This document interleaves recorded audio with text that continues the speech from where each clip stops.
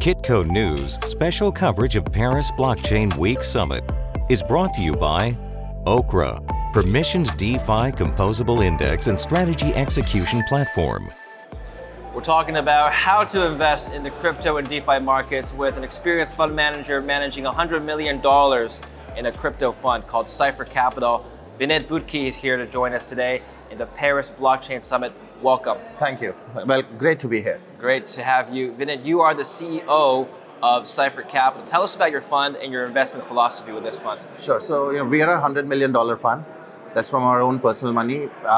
Again, I used to run Phoenix VC, which was the fund one of Cypher Capital. We did close to 150 plus investments in the last 2 years. Some of them were Casper Labs, Kilt, which are one of the known ones. In fact, Paris Blockchain Summit, a lot of people are seeing across the ages, which is also an investment from us. So yeah, that's what we did. We did over 150 plus projects in Fund 1. We have done close to 10 investments in the last 2 months. Now, when you talk about the investment philosophy, we're investing in projects which have a good team, teams that have done something interesting in their previous things that they've been doing. Yeah. We look at what the project is trying to do. When you look at the use cases of these projects, that really interests us quite a lot.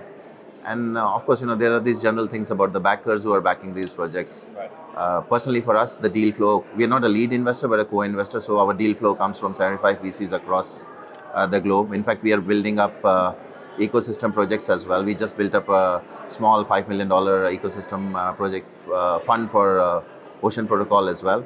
Yes. And looking at 2 chains to deploy $20 million ecosystem funds for them also. So just to be clear, it's a venture capital fund, no public equities. No public. This is the whole 100 million is our own personal money.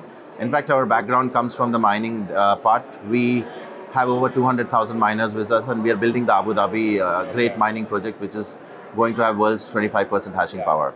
So we really don't need external money to build the fund. I want to talk about some of the trends in the crypto space that you as an investor are following, and obviously as an investor, you have to be aware of where the industry is headed so you can invest accordingly. Tell us about some of the recent acquisitions you've made and some of the trends you're following. So see, again, when it comes to investment, first of all, as I said, we are more sector agnostic, where we look at what the team is and what the background is. But of course, there are some flavors which come every few months. So when we were looking a year back, it was more about DeFi, and we went in big and invested in a lot of DeFi platforms. One of the projects that we have invested in is run by an ex-founding shareholder of freelancer.com. It's known as Mintrust, where we invested. Then we did a lot of play to earn projects as well. Like if you see across the ages, which has been talked about a lot, we went into those sectors. We did those layer ones as well. We were into Casper Labs in the first fund as well. So what I'm trying to say is, though we are sector agnostic, where we look more of what the team is trying to do and what the use cases, but then there are these flavors like DeFi that we invest in. We look at play to earn as well. NFT is also one of the things that we are actively investing in. So those are the things. As an institutional investor, you're investing in NFTs? Yes, we are investing in NFTs as well as NFT platforms. One of the first investments that we did was Bondly, which was an NFT platform as well.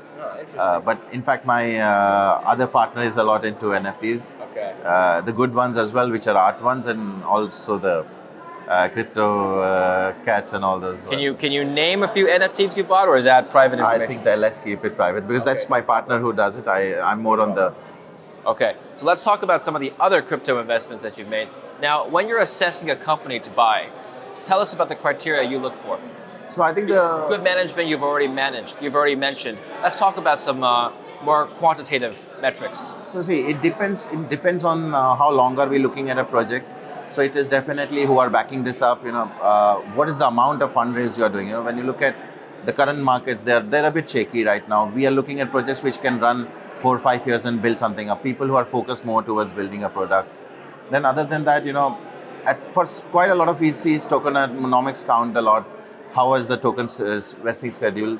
We do look at it, but not that strongly, because for us, it's more about the management, the backers, what is the use case, what is the applicability. A lot of these projects are building user adoption in projects that will help Africa and Latin America, where I think the adoption is going to be quite big.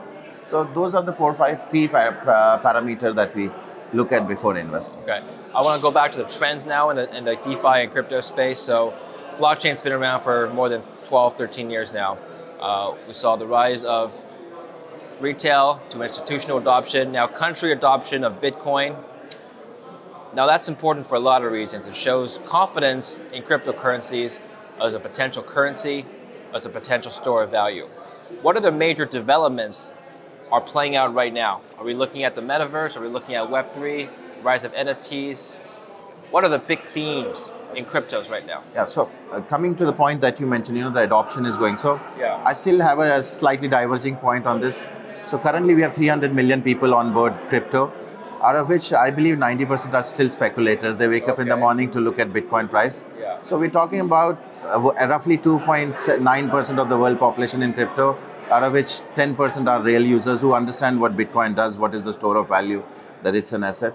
Now, look at 2030 or look at 2035, where this 0.39% ends up being 15% of the world population. Because when you look at Latin America, for example, Argentina, where the peso has lost 95% of its value in the last 10 years, they're looking at things like Bitcoin, where they can store value. They're looking at DeFi, which can give them a 8 to 10% interest rate.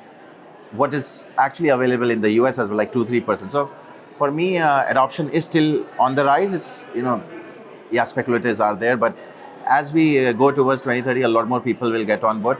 So then next step comes is what are the key things that will grow on? So DeFi definitely is a trend that we look at. I think today close to $40 billion is in there, but it's much bigger. Lending, borrowing is a much bigger game globally. Yeah. So I think this will be really a cool space to monitor. If you look at, when I say play to earn, it's going crazy. When you look at, there are these stories about old uncles playing Axie Infinity in Philippines and earning a lot of side income. That's it, yeah. Doctors in the Philippines earning more from GameFi than their actual job as a doctor. Absolutely. So I think that is one more thing that is coming up. What I'm also looking at, Africa, India, we have a lot of people who are into crypto for the sake of investments, as in like waiting for Bitcoin to go to $300,000. But I think these economies can also benefit a lot from projects. So I think it's definitely these spaces of play to earn. It's NFT, it is DeFi, but also geographies that will grow big. Latin America, Africa, Indian subcontinent. And that's where, we are building ecosystem projects. So we just built the Ocean Protocol ecosystem project. I'm looking at 2 chains where we're talking to people from Polkadot, people from Matic to set up something to help these community geographies get on with crypto adoption as well. Okay, so as a venture capitalist, you're assessing risk. That's obviously a big component of your decision-making criteria. Now, you're looking at an industry that's relatively new compared to traditional finance. You're looking at these startups that have maybe a solid management team, but that particular kind of industry or company has not had a very long history in the grander marketplace. So the assessment of whether or not a project is going to be successful is dependent on a lot of qualitative factors, right? What are these factors? So again, my background is that I've been a startup founder for 15 years. I've done 3 startups. Again, investing in crypto is exactly like investing in a startup because it's a project that is raising capital to do something different. Now, when you say qualitative assessment, again, this all is done on projections.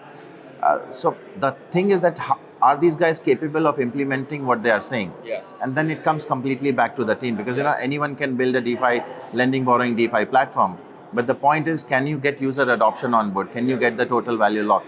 So it more comes back to the team, whether they have the expertise to do it. It comes to the backers because, building a platform is easy, but can you go and do the partnerships in, say, Africa with the governments and things like that? So that's where the backers come up, people like us, where we get them the connects and things like that. So it's more based on the human people who are driving this effort. How do you feel about the emergence of retail banking with crypto? So getting a mortgage using crypto, or I guess lending with cryptos, or I guess collateralizing some of your assets with cryptos. Is that a trend that you support or not? I personally completely support it and I use it as well. So I am a miner, right? I mine 1 Bitcoin every 2 days. So for me, selling is not an option. I truly believe in $1 million Bitcoin vision. So for me, it's easier to basically go and borrow against it to do whatever I need to do. Again, we're still seeing the tip of the iceberg where we're talking about people going to Aves and compounds and putting Bitcoin and Ethereum to borrow against it. Look at the long term. The day these deeds of houses start entering blockchain and people start collateralizing the deals for giving you loans. It's something like a mortgage on the real world. So the scope is much better. So when people say 40 billion has entered into the Ethereum lending borrowing platforms, the space is much bigger. It's much bigger. I want to go back to your point about adoption. So currently there's, you said 300 million people Yes. that have at one point used or are using cryptocurrencies. Just in the United States, I was looking at Biden's recent executive order on cryptocurrencies. It stated that 14% of US households have at one point traded or invested in cryptocurrencies. How do we get to 1 billion people in the world? See, again, this was a question that was asked in one of the last conferences. I think education is the key. Yeah. Now, trading is not adoption. Trading is people speculating.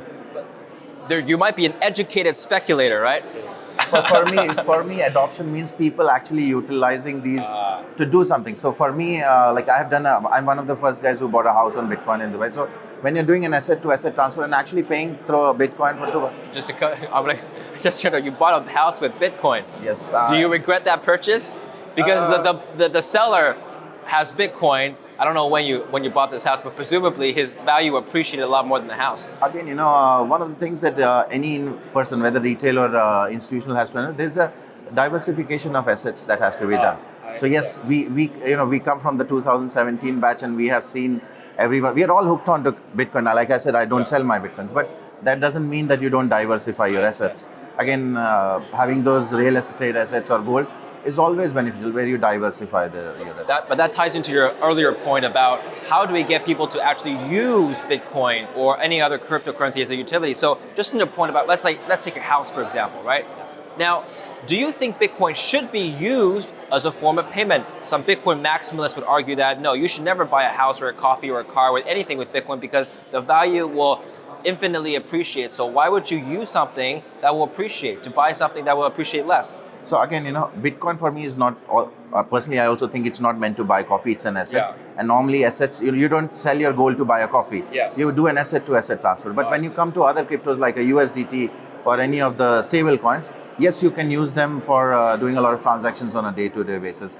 I personally think that it should be a case because we push on decentralization, and we've seen a lot of currencies go to zero value. Right. You've seen the depreciation in Turkey, you've seen Lebanon, you've seen. So I think yes, families should get on board. How does it go there is by education. A lot of people still don't understand. They think these are magic coins and they don't understand the use case behind it. If we can educate more and more people, I think the adoption will grow tremendously. Final question, Vineet. I came from the Miami conference. A popular buzzword was hyper-Bitcoinization, which is the concept of having Bitcoin be used for everything in our lives. We just touched on this slightly, but let's expand this further. It's not just Bitcoin. Let's expand it to any cryptocurrency or blockchain. Can we one day use 100% of our personal finance, institutional finance with cryptocurrencies? Not in the near term, 10, 15 years horizon. I personally predict that by 2030, we would have close to 10 to 15% population on the blockchain space. How much, sorry? 10 to 15% of the world population. We're talking about 3% right now, out of which 90% is speculators. So we're talking about 0.3% going all the way to 15%. Mostly adoption coming out of Latin America, Africa, Indian subcontinent as well. But the 100% will take some time, I would say. You don't support the notion. Sorry, that's not what I meant. Actually, hyper-Bitcoinization is, let's say, an individual using 100% of his life, or utilizing cryptocurrencies for 100% of his life. So your bank account, your payments, your credit card, mortgage, whatever. So see, some of the people who really understand would get on board, but for everyone, the whole population as such coming and using 100% of crypto, not just Bitcoin, to get on board, I think it will take time. Personally, You don't support what El Salvador has done with making Bitcoin legal tender. People are literally buying coffee with Bitcoin. I wouldn't support that. I think Bitcoin is more of an asset at the moment. I see. As adoption grows, it will definitely become a currency. But at the moment, I think it should be treated as an asset. It is a store of value. That's the use case of this asset. Of course, you can go and borrow against it and buy coffee on USDT. But giving Bitcoin to buy coffee is, in my personal opinion, not that. Okay. Vineet, I appreciate your insights. Well, Thank pleasure, you. man. Nice talking to you. And Nice talking thanks to you. a lot. Thank All you. right. Thank you for watching Kitco News. Kitco News special coverage of Paris Blockchain Week Summit is brought to you by Okra, permissioned DeFi composable index and strategy execution platform.